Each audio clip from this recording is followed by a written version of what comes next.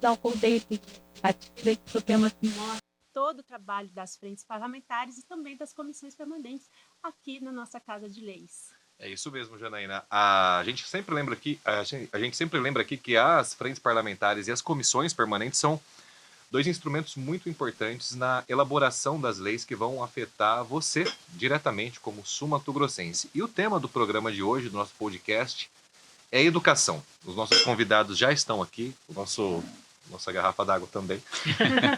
Professor Rinaldo e Gleice Jane, que presidem e também compõem a Comissão de Educação aqui da Assembleia Legislativa. A gente agradece muito a participação de vocês. Sejam bem-vindos. Primeiras damas hoje, né? Nós estamos fechando agosto lilás. Bom, primeiro eu quero agradecer aqui o convite de estar participando e de estar participando num encontro tão importante que é para a gente debater educação. Quero dizer a todos vocês que estão nos ouvindo que a educação, ela tem relação com o desenvolvimento da sociedade, ela tem uma relação com as famílias, com as crianças. Então, acho que toda a sociedade precisa participar ativamente desse debate. Mesmo não estando diretamente ligada à educação, mesmo não tendo um filho ou uma filha na educação, é importante que nesse momento a gente se aproprie desse debate e participe. Então, eu quero parabenizar vocês aqui por esse momento e obrigada por esse convite, por esse momento tão importante e gostoso. Deputado. A alegria é nossa, Paulo, de estar aqui mais uma vez, junto com você, com a Janaína, e a nossa querida Gleice Jane, que tem uma história na educação, né? Além da experiência de sala de aula, líder sindical, sempre lutando em defesa de uma educação de qualidade pública, né? Com gestão democrática, enfim. Então, um tema como este é fundamental, e todas as vezes que a gente é convidado para estar aqui, Gleice, é maravilhoso, porque nós não vamos mudar a nossa cidade, o nosso estado e a nossa nação se a gente não tiver educação de qualidade. Educação antes de tudo. E ainda mais agora que antecede essa questão da construção do Plano Estadual e Nacional de Educação, mais do que nunca é preciso que a gente esteja debruçado sobre esse tema, debatendo, e hoje eu estou muito feliz de estar aqui mais uma vez falando com vocês, e de forma muito especial a todos vocês que estão nos acompanhando através da TV Assembleia. A gente também, deputado, deputada, a gente está bem empolgado aqui para debater vários pontos do... O deputado já deu uma pista, com né, certeza, do que a gente vai falar. Do Plano Nacional de Educação, né, que é um tema que realmente está sendo muito discutido. Inclusive, deputada, a gente teve agora recentemente uma audiência que estiveram deputados federais, estiveram educadores, né? E eu queria que vocês fizessem essa abordagem inicial com a gente aqui, falando dessa audiência, as conclusões que vocês tiraram.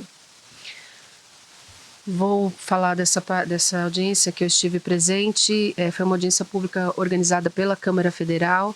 Estiveram presentes aqui deputados da Câmara Federal que organizaram aqui, a deputada Tabata do Amaral, junto com o deputado Dagoberto aqui do estado também.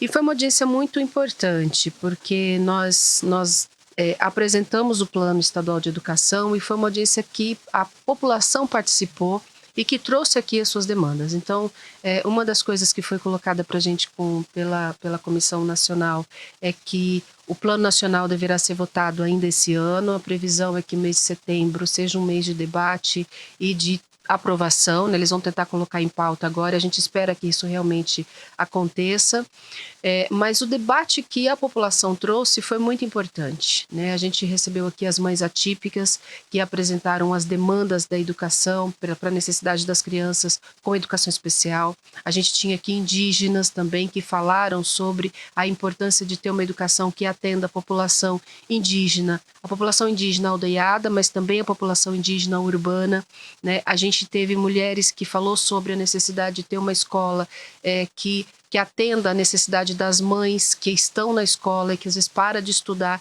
porque a escola não tem um espaço para cuidar das crianças, né? A criança está junto com ela, então ela tem que parar de estudar. Então a gente teve aqui uma infinidade de situações de debate, né? Que foram muito importantes. E junto com esses debates também foi trazido muito à tona a necessidade da gente zelar pela educação, pela valorização dos professores, dos profissionais da educação, pela necessidade da gente combater a precarização do trabalho, pela necessidade da gente debater um processo que hoje está muito forte no Estado e em vários estados também, que é a terceirização da educação. A gente vê isso com muita preocupação.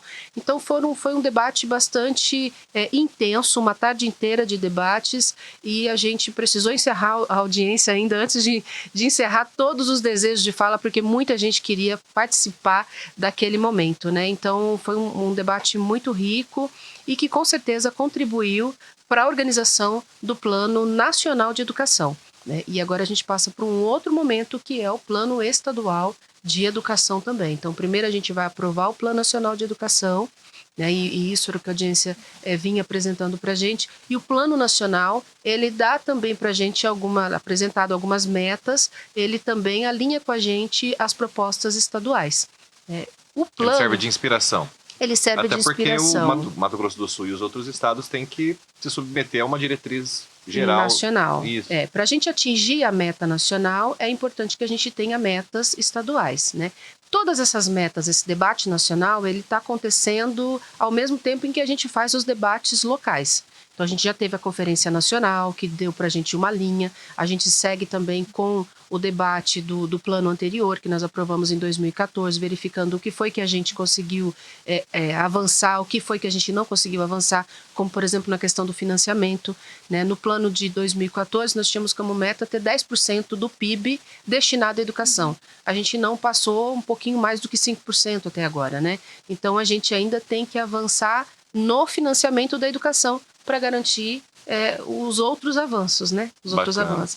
Legal. Deputada, a gente vê que uma audiência de tanto prestígio como essa, ela tem que se preocupar com os dois lados da educação, né? O lado de quem oferece a educação e de quem recebe, né? O público que é o público-alvo desse serviço prestado pelo Estado. E as suas conclusões sobre essa audiência? O senhor também acompanhou de perto? Olha, eu estava no interior, mas eu acompanhei online, né? E realmente foi intensa e a Assembleia cobriu. A gente, nesse período, tinha uma agenda já de algum tempo, já remarcada pela terceira vez, mas eu fui muito bem representado pela a Grace Jane, que era vice-presidente dessa comissão permanente. E o que eu percebo é que, na verdade, no nosso estado, nós temos as nossas especificidades como os outros estados. Hoje, por exemplo, eu participei de uma audiência online com representatividade de 16 assembleias legislativas, liderado pela deputada de Santa Catarina, deputada que montou, na verdade, um fórum estadual de todos os presidentes e vice-presidentes da Comissão, isso é normal, Comissão Permanente de Educação. Inclusive, a ideia é justamente isso, é você compilar, na verdade, todas as demandas que existem de cada estado para formatar junto em consonância para agregar no plano nacional. Aqui, por exemplo, nós temos a terceira maior comunidade indígena do Brasil, perdemos só para o Amazonas e o Pará. Nós temos os quilombolas, nós temos, como disse aqui a Grace, as aldeias tanto urbanas como as rurais, ou seja, são várias situações que a gente precisa realmente ter uma proposta que venha ao encontro da necessidade. Além disso, temos que discutir também a questão da valorização do professor. Nós aqui temos o maior salário do Brasil, ótimo, do concursado, só que a maioria dos educadores do Mato Grosso do Sul, principalmente do ensino médio, é o professor convocado. E ainda eles estão lutando pela equiparação. Ainda, nós temos pessoas que têm doutorado pela USP, professor da Universidade Federal, que está embaixo do mesmo teto escolar, com a mesma grade curricular, e que ganha quase que apenas os 55%, 60% de um professor concursado. Então, nós temos que trabalhar na perspectiva dessa isonomia, e aí vem a importância da questão do concurso público, né? Então, essa questão do professor convocado não é só do Mato Grosso do Sul, isso é no Brasil inteiro. A minha mãe aposentou na época da multisseriada, lá na década de 80. Esse termo, particularmente, eu não conheço. E veja bem, com salário mínimo. Não é verdade? Muitos hoje, aposentando ainda como professor convocado, não conseguiu ter concurso específico, porque as vagas que tem, mesmo que todos fossem pós-doctor em alguma área, não teria vaga para tamanha demanda. Então, nós precisamos discutir, sim, todos esses temas, e esse é o momento. Inclusive, Jane, nós vamos ter breve um encontro nacional de todos os presidentes e vice-presidentes das comissões. E essas demandas que vocês dois apresentaram da realidade de Mato Grosso do Sul foram apresentadas no fórum, deputado? O senhor levou isso para os colegas deputados de outros estados? Na verdade, hoje foi uma reunião justamente para a gente organizar esta audiência pública de corpo presente, que vai ser no Ceará. Audiência exatamente. Hoje a reunião foi justamente para organizar, na verdade, essa reunião para a gente ouvir as demandas de cada estado e encaminhar para o plano nacional. Muito bom. Mas olha, você disse que não conhecia o termo multisseriado? Não, essa aí eu não sei o que é. São muito jovens. Mas nós temos no estado ainda escolas multisseriadas. Eu estive no Pantanal ano passado e eu subia o rio para ver a realidade da vida do pessoal ribeirinho. E as salas multisseriadas são salas de aulas onde você tem crianças da primeira, do segundo ano, do terceiro e do quarto, às vezes tudo numa mesma sala. Então, são lugares onde a gente ainda precisa avançar. E nessa região do Pantanal, né, nessa região, a população não acessa o ensino médio. E é uma reivindicação, inclusive, o ensino médio naquela área.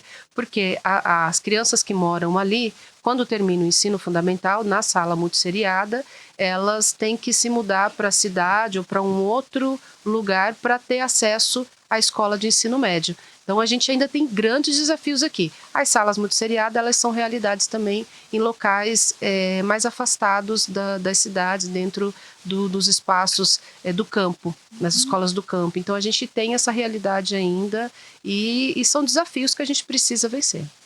Deputado, a PNL está em vigor desde 2014, né? Na visão de vocês, de lá para cá, muitas coisas não foram cumpridas. O que a Comissão de Educação aqui da Casa vai propor para que essa EPNE se amplie, se cumpra, e que inclusive vai se criar também o Plano Nacional, o Plano Estadual de Educação, né? O que a comissão está trabalhando nesse sentido? Olha, nós tivemos aqui uma reunião recentemente, aliás, acho que a nossa comissão, né, isso aqui, a Assembleia, nesse mandato agora está tendo mais organicamente as reuniões funcionando. A Grace está aqui no primeiro mandato, ela já participou de várias comigo, inclusive a última que nós tivemos aqui com a representatividade da FETEMES, justamente para discutir essa questão. O que a gente tem que fazer é cobrar, na verdade, que o poder público dê essa segurança. Não é só a questão da infraestrutura da escola, não é só a questão da escola, porque a escola compõe essa questão da educação, é o técnico administrativo, é a merendeira, não é verdade? É o professor, é o coordenador. Existe um universo da educação. Todos são profissionais de educação. E quando uma peça não funciona, a outra acaba tendo problema. Vou dar um exemplo para você aqui no nosso estado. Nós temos o maior salário do concursado, é verdade, distante do segundo lugar. Foi uma conquista. Eu lembro que à época o Reinaldo era o governador, a Rose era vice-governadora e eu líder do governo aqui na Assembleia. O governador Reinaldo da época, ele foi meio que forçado pelos técnicos, pelos jurídicos, pelo pessoal da Secretaria de Fazenda a judicializar essa questão do salário. Isso nunca é bom. Como muitos governadores judicializaram, que naquela época era a luta da 40 por 20, né? Então o salário ele dobrava. Por isso que hoje nós temos o maior salário. O governador, ele conseguiu manter isso aí, uma grande vitória para a educação. Só que nós temos a questão do convocado. Foi quando veio o projeto, o momento que o Estado estava passando muitas dificuldades, né? Um problema previdenciário, um déficit, estava dando mais de 1 bilhão por ano de déficit da Previdência. E aí, a questão do gás boliviano, naquele momento, o governo acabou fazendo alguns cortes e cortou justamente em uma área que, inclusive, eu não tive condições psicológicas de votar diferente, porque eu fui professor convocado. Sentiu na pele. Eu fui e votei, foi uma diferença pequena que eu não consigo, você não tem que tirar salário de ninguém, de forma muito especial, justamente daquela pessoa que recebeu de Deus essa missão tão nobre, que é de libertar as pessoas da escuridão cultural, que permite a formação, que dá a ela a promoção da cidadania. Então isso aconteceu no nosso estado. Então, esse é um grande desafio. O governador Eduardo Riedel tem esse compromisso de, paulatinamente, fazer com que haja essa isonomia. Então, você falando aqui da multisseriada, quando a Rose nasceu, Luiz, a minha mãe era professora, eu fui substituir a minha mãe, eu tinha 14 anos de idade. Você já ouviu aquele ditado que na terra de cego, quem tem um olho é rei? Uhum. Esse eu conheço. Nessa época, era na área rural, não tinha outra pessoa para substituir a minha mãe. Eu estava cursando a 7ª série em Culturama e eu fui substituir a minha mãe como professor. Eu tenho até essa foto, é até engraçado, né? Sua primeira aula como professor. Eu fiquei lá mais ou menos uns 2 meses dando aula no lugar da minha mãe e era muito seriada. Então você tinha que pegar um giz, passava a tarefa para... O primeiro ano já não dava para fazer isso, mas o segundo ano você dividiu o quadro em 3 partes e passava a tarefa para cada turma.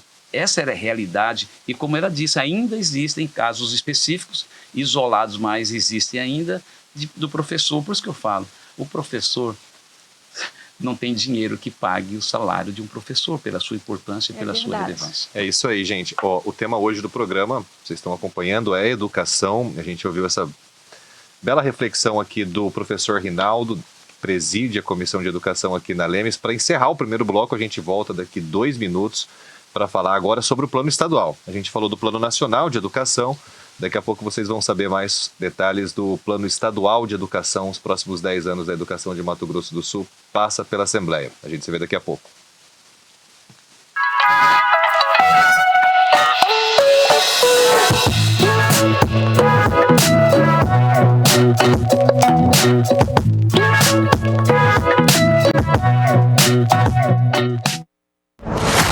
Quer ficar por dentro das decisões que impactam a sua vida? Nem discussão item 1.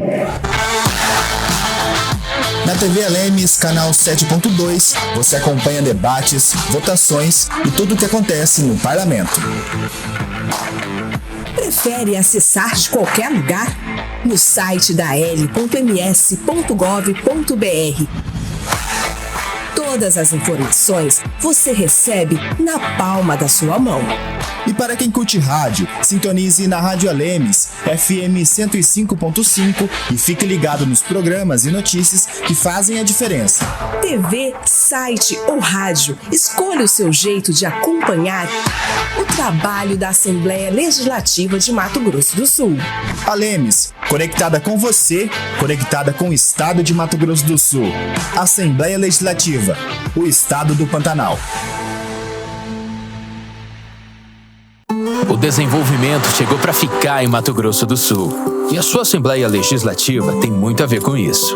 Hoje, nosso estado tem o PIB que mais cresce no Brasil. O que isso quer dizer? Quer dizer que hoje eu começo emprego novo. Nossas comissões trabalham em soluções para criar mais oportunidades e novos investimentos. Ou, em outras palavras, Bora trabalhar? tudo para incentivar a inovação, a sustentabilidade e bater recordes de produção. Resumindo, ninguém segura a gente. Criando leis que fortalecem a economia, geram empregos e inclusão social. Debatendo soluções com a sociedade. Fiscalizando e atuando em parceria com o governo estadual. Com muita dedicação. É assim que a Assembleia Legislativa trabalha, para que todos cresçam junto com o nosso estado. Porque desenvolvimento para valer é o que chega até você. Assembleia Legislativa de Mato Grosso do Sul, Estado do Pantanal.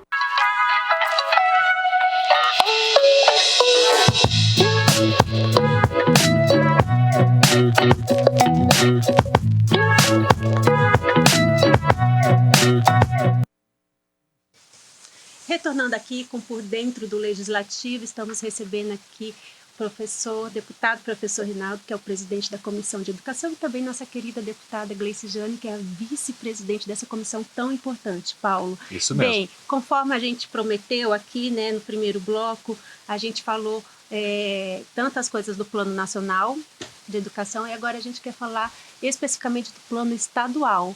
Tem trabalho aí, né, deputado, deputada? Exatamente. Nós tivemos uma reunião recentemente aqui na Assembleia com o presidente, né, do fórum aqui, que é o vice-presidente da FETEMES, que é o Onevan, e a gente discutiu vários pontos, né? Então a gente percebe que Mato Grosso do Sul está muito bem atento a essas questões, né? Então, alguns temas que a gente discutiu, que vamos trazer para a audiência pública, que nós vamos fazer. Hoje eu fiz o requerimento, né, em nome da nossa comissão, discutir, por exemplo, a formação continuada dos professores, a universalização do acesso à educação integral. Hoje nós já temos praticamente quase que 60% das escolas em tempo integral, mas é importante que nós tenhamos todas elas, mas não só integral por ser integral, mas tem que ter a infraestrutura adequada. Tem que se adaptar para Eu isso. lembro que 3 anos atrás, eu coloquei no orçamento do Estado uma emenda de meta, né, porque ela não é impositiva, para que nós tivéssemos o kit de robótica em todas as escolas do Estado. Não, na época nem sonhava, nem pensava só nas integrais, em todas as escolas, porque você prender a atenção de um adulto 1 hora, 2 horas é um desafio, você imagina de um adolescente. Então, mais do que nunca é preciso que nós tenhamos atrativos, né? A questão da música, da dança, do teatro, mas já que vivemos no mundo tecnológico, eu tive a ideia de colocar no orçamento essa emenda. À época deu 23 milhões de reais e todas as escolas em tempo integral têm disponível o kit de robótica. Porém, tem escolas que não têm a infraestrutura física adequada para desempenhar isso daí. Eu visitei, assim como a Gleice visita muitas escolas, eu também tenho o hábito de visitar as escolas, né? Quando a gente não tem uma agenda, eu crio agenda. Ali a gente sai daqui agora, a gente visita no mínimo 4, 5 escolas agora à tarde. E é um ambiente bacana, porque você fala a mesma língua. Então tem muitas escolas... Mata um pouco da saudade do seu tempo de também. Eu mato. A Grace teve muito tempo em sala de aula, né? Eu fiquei pouco tempo. Mas o pouco tempo que eu fiquei foi o suficiente para entender a luta, os desafios. Então nós temos essas demandas, a educação continuada é fundamental para que os nossos professores estejam cada vez mais preparados, né? Então, a reunião que nós tivemos, a questão das estruturas das escolas, eu sei que o governo avançou muito nisso. Eu lembro que a escola, por exemplo, Maria Célia da Moreninha 3, essa escola veio ter uma reforma depois de 30 anos que tinha sido entregue à comunidade. A biblioteca, Gleice, é uma coisa assim que no corredor, uma sala que não dava nem 5 metros quadrados. Quer dizer, isso é a falta, né, do gestor de pensar a educação como ela deve ser pensada. Por isso que eu digo, olha, aquela frase do Monteiro Lobato tem tudo a ver com a realidade. Nós moramos em um país rico, geograficamente continental, estamos entre as 10 maiores economias do mundo, mas a educação brasileira nunca ficou no lugar que ela merecia.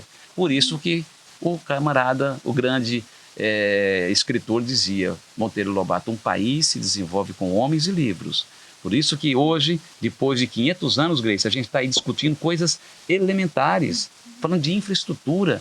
Onde que está escrito que o diretor tem que cuidar de infraestrutura de escola, ele tem que cuidar do pedagógico, ele tem que cuidar da classe docente, que são os alunos, que é o bem maior, mas não, você vê diretor em muitos lugares, quer seja da rede pública, estadual ou municipal, fazendo rifa, fazendo festa junina para arrecadar recursos, para fazer manutenção. Então isso nós não podemos admitir, nós temos que fazer com que a educação seja realmente feita de verdade, porque é dessa forma que a gente vai ter um Estado mais desenvolvido, mais justo, mais fraterno, acima de tudo, mais inclusivo socialmente. E tudo isso não tem como negar, passa pela educação. E deputada, pegando o gancho dessa frase que o deputado trouxe, o Monteiro Lobato falou que a educação brasileira nunca foi valorizada como deveria, qual que é o seu take a respeito desse sentimento de injustiça, que é o primeiro que pode trazer a gente a respeito disso, né, de nadar contra a maré? Isso te motivou a participar da comissão também? O que você tem percebido aí desse seu primeiro mandato? Sim, sem dúvida. Bom, primeiro que a educação, ela faz parte da minha rotina, acho que a vida toda, né? Porque eu fui estudante da escola pública, depois eu vou para uma universidade pública, me torno militante do movimento estudantil, lutando pela universidade pública, e vou ser professora e estou aqui, né? Assim, vou para o sindicato, lutando pela escola pública e agora estou aqui. Então, defender a escola pública, para mim, é uma missão de vida, né? Mas algumas das demandas que a gente precisa pensar um pouco nesse novo plano, algumas metas que a gente precisa pensar, passa também pelo financiamento, pela organização e pela proposta pedagógica da própria Secretaria de Educação, como a Secretaria de Educação pensa e como ela vai, né, atuar. Mas nesse momento, assim, eu tenho visitado várias escolas, tenho dialogado muito com os professores e algumas coisas que a gente observa, como, por exemplo, necessidade de reformas em várias escolas, hoje é uma realidade que precisa ser feita.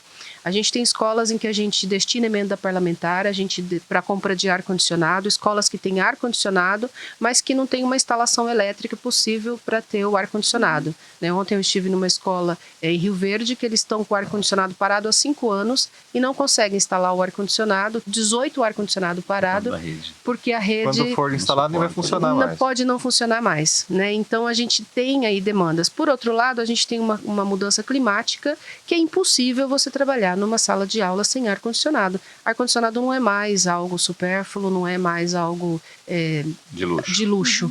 Ar-condicionado é uma necessidade dentro de uma sala de aula. Né? E as salas de aulas estão superlotadas, essa é uma reclamação também que a gente observa em todos os lugares, muitos alunos dentro de um espaço pequeno, sem ventilação necessária, então a gente passa por uma estrutura fundamental. Mas a gente também tem algumas questões que a gente precisa discutir, capacitação, que o deputado Rinaldo aqui já falou, capacitação continuada, igualdade de salário. Eu era professora, estava no sindicato quando nós tivemos essa divisão entre efetivos e contratados, e isso é um sofrimento ainda hoje. Em todas as escolas que a gente vai, todos os professores contratados reclamam porque não se sentem valorizados como os outros, né? E isso foi... eu entendo que naquele momento foi uma estratégia muito equivocada do governo de trazer soluções que causassem problemas que está lá na base da educação. Então, todos os dias o professor vai para a escola, mas ele não se sente igual ao outro, né? Então, o que valoriza, como ele se sente no trabalho, como que trabalho ele desenvolve. Então, a gente, embora os trabalhadores profissionais, eles são muito sérios nesse processo, mas muita desmotivação. Que eu tenho percebido nas escolas, eu vejo um processo de desmotivação pela igualdade salarial, pela ausência de capacitação, mas principalmente também pelo excesso de burocracia que a gente tem na escola, que precisa ser revisto, né? Há hoje uma preocupação muito grande com a inversão de valores, do espaço do professor, de ser valorizado, de ser reconhecido como autoridade dentro da sala de aula. E a gente não está falando aqui de uma pessoa autoritária, mas de ser uma autoridade. Né? E isso passa também pelas propostas da própria organização da gestão em relação à educação. Então, tenho visto bastante problemas em relação a isso, mas eu acho que nós temos aqui uma outra demanda que é fundamental, que é a construção de novas escolas.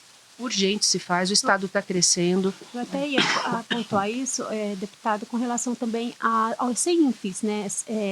Que tem há essa necessidade de ampliação, né? Sem dúvida alguma. A gente tem uma situação que a gente acompanha já há anos no Estado, que é um processo que a gente chama de municipalização, que é o Estado passando para o município algumas responsabilidades na educação. Então, em todo o Estado, a gente vai ver que o primeiro ano ao 5º ano ficou com o município e o Centro de Educação Infantil também. Pela legislação, a educação infantil, que são os CEINs, os CEINFs, eles são do município e não é obrigação, é prioridade do município. O ensino médio do Estado, mas o 1º ao 9º é Estado e município. E houve uma compreensão extremamente equivocada entre Estado e município, que o município ficou com o 1º ao 5º e o Estado com o 6º ao 9º. Isso tem criado uma série de situações complicadas, como, por exemplo, para a família que tem uma criança do 1º ao 5º e outra do 6º ao 9º, ela tem que deixar uma criança numa escola, outra criança em outra escola. A logística para as famílias é bastante desorganizada. Eu estive recentemente conversando com diretoras em Dourados, acompanhando esse processo, e a gente tem uma outra situação que hoje, que é a falta de vagas no 1º ano, porque a rede municipal está sobrecarregada. Então, municípios como Dourados, que aumentou, que tem uma população imigrante muito grande, a gente tem uma demanda muito grande de vagas no 1º ano. Né? Então, a gente percebe que hoje já o risco do Estado não está cumprindo com a sua obrigação de garantir a vaga pública. Né?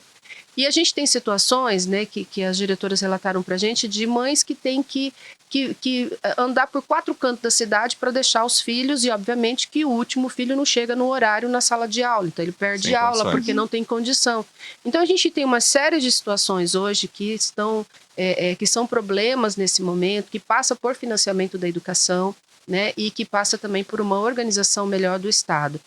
E a gente tem reivindicado, e é uma reivindicação que eu venho fazendo aqui, que o Estado tenha que assumir escolas do 1º ao 3º ano do ensino médio. Quando eu estudei, aí eu estudei numa escola que eu estudei da 1ª série até o 3º ano. Então a minha mãe teve um contato com a escola muito maior, porque todas as minhas irmãs estudaram nessa escola, a gente tinha, as famílias tinham um contato maior. Hoje a gente tem um Estado que tem um programa que chama Programa Família na Escola. Mas a família não tem contato com a escola se ela não tem, inclusive, uma continuidade de relação com essa escola. Não cria aquele vínculo mais Ela profundo. não cria um vínculo da comunidade com a escola. Então a gente precisa retomar esse processo para garantir que seja mais confortável para as famílias. E eu, como professora, e agora eu falo como professora, quando a gente tem uma criança dentro da escola, um aluno que a gente acompanhou ele desde o 1º ano até o 3º ano, você consegue identificar ele melhor, você sabe quais são as demandas, você sabe quais são os limites. A gente consegue se relacionar, porque você sabe, de uma fase para outra, você vai conhecendo, um aluno é da escola, né? Agora, quando o aluno ele passa por várias escolas, ele perde, inclusive, a identidade com a própria escola. Então, a gente precisa necessariamente, assim, fazer um debate sério e garantir que o Estado assuma do 1º ano até o 3º ano novamente, para que o município consiga atender melhor a educação infantil, porque hoje o município está sobrecarregado. Se está faltando vaga na 1ª série, imagina na educação infantil e nas creches, né, que a população entende mais como creche, a gente fala como educação infantil, porque a creche ela tem como objetivo atender a mãe, mas a educação infantil a gente olha para o aluno. É a criança que tem isso como objetivo, né? Então, temos desafios, muitos desafios na educação. E esperamos que esse Plano Estadual de Educação possa, né, sanar muitos deles, né, deputado? Com certeza. A Gleice falou aí sobre essa questão de interpretação. Na verdade, a vida toda que eu entendo é que a gente hoje fala 6º, mas na época era na 5ª série, né? 5ª série. Já era competência do Estado a partir da 5ª série, né? Hoje eles chamam de fundamental e o nível médio. Chamávamos a época de 2º grau. E o município ficava de 1º ano até a 4ª série. Eu estudei nesse modelo antigo. O fundamental era do 1º ao 4º, depois 5º ao 8º, depois 1º ao 3º. Historicamente, no Brasil, né, Gleice, sempre o governo do Estado cuidou, né? Não, porque quando eu estudei, nós tínhamos do 1º ano. As escolas tinham do 1º ano até o 3º ano. Você é bem mais nova do que eu. Talvez. Mas esse processo de municipalização a gente acompanha desde os anos 2000, mais ou menos, que a gente veio fazendo esse debate. Mas agora, depois de 2010, 2012, em Dourados mesmo, a gente fez muita discussão em relação a isso, que era o Estado passando escolas inteiras para o município. A minha 5ª série foi em 77. Então... A Gleice não tinha nem nascido ainda, né? Não tinha nem nascido, tá vendo? Mas realmente há essa questão de interpretação, né, por muitos agentes públicos de que é competência do município, né? E, na verdade... Virou um senso comum, né? Virou um senso comum, não exatamente. Não é na LDB nem na Constituição. É igual essa questão de segurança, né? Quando se trata de segurança pública, né, é competência do Estado. E, aliás, se você olhar a Constituição, é competência de todos nós, segurança pública. Então, é uma questão mesmo de interpretação. Mas educação, como a Gleice disse, é um desafio. Olha, não é fácil. E principalmente com esse mundo moderno, né? Onde está todo mundo ligado na tecnologia, essa loucura toda. Os professores hoje, sempre teve problema, mas hoje, cada vez mais, nós temos praticamente 1/3 do corpo docente com problema de saúde, quando não física, é psíquica, usando o remédio tarja preta, sabe? Porque a família, sabe, se você percebe, é uma certa desestruturação da família, essa é a grande realidade. E cai tudo isso dentro da sala de aula. Então o professor tem que cuidar desse aluno, ele tem que cuidar da parte pedagógica, cuidar do físico, cuidar do emocional. Por isso que a gente vê aí... Do psicológico. Do psicológico. Nós temos uma lei de nossa autoria. Às vezes até do assistencial também, né? Também. São vários relatos de professores que dão um par de meia, dão uma blusa, levam uma merenda a mais. Eu recebi uma diretora de uma escola municipal de Campo Grande, na época da pandemia, Gleice, que na região ali da Água Bonita, aquela comunidade indígena, que o ônibus nem adentra aquele lugar.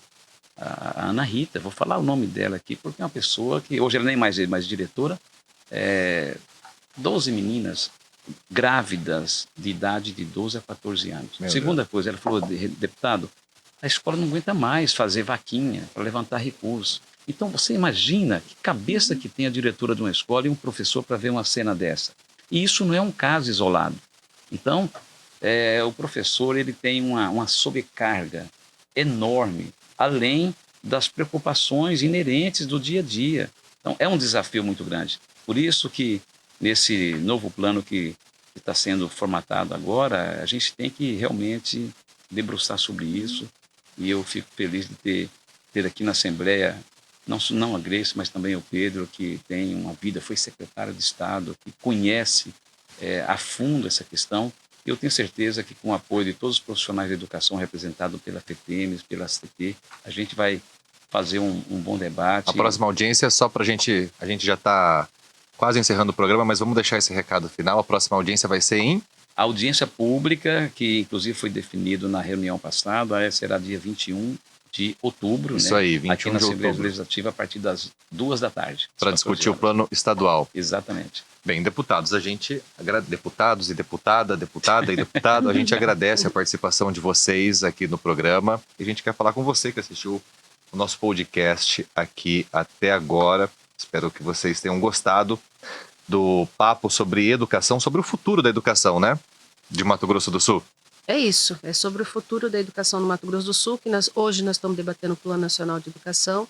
Dia 21 de outubro a gente discute o Plano Estadual de Educação, que daí é o PEE.